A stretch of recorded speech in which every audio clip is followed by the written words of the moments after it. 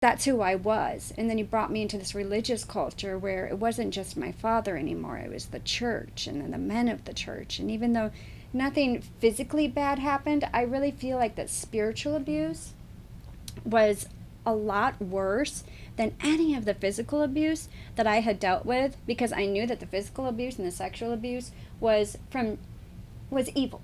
But what do you do when you get into the church, and these are supposed to be godly people and loving and nurturing and bringing you closer to God, and they're the ones who are traumatizing you more, all under the banner of submission. Do, and so that became like a scary word. I remember I would just pray, Lord, give me a meek and quiet spirit. It's of great value. Just break me. I have too much energy. I'm too boisterous. I'm too much. Everybody tells me I'm too much. Break me. And so that I could be that perfect girl, so that when I got married, my man would have just the right girl. And I remember still being not quite broken enough, not quite submissive enough, and I still struggled with my flesh. And I knew that this guy who I'd been in love with since I was 16, he was going to come calling. I had moved from Wisconsin to Pennsylvania, and he was coming out, and we were going to start dating.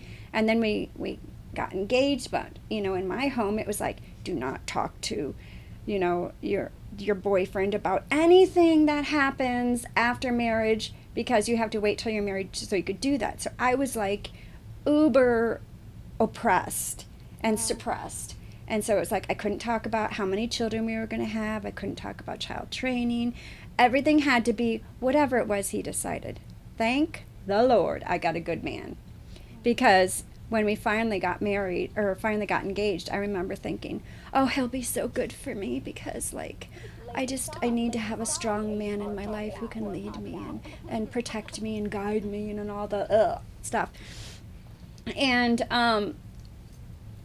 whenever we did get married, the first couple weeks, I was like, babe, just tell me what you want me to do. He's like, I am not your father. You are a grown woman. You get up there and you figure out what it is supposed to do. And I was like, I don't know what to do, because nobody told me how to be a grown-up. Nobody told me. I had a mom who was like, no, this is how I need things to be done. And, everything was just very controlled for me. And suddenly I had to grow up. And I was 20 years old, and I had no clue what in the world I was doing. And he was like, I'm standing out. You're going to have to figure this out, because I am not your daddy.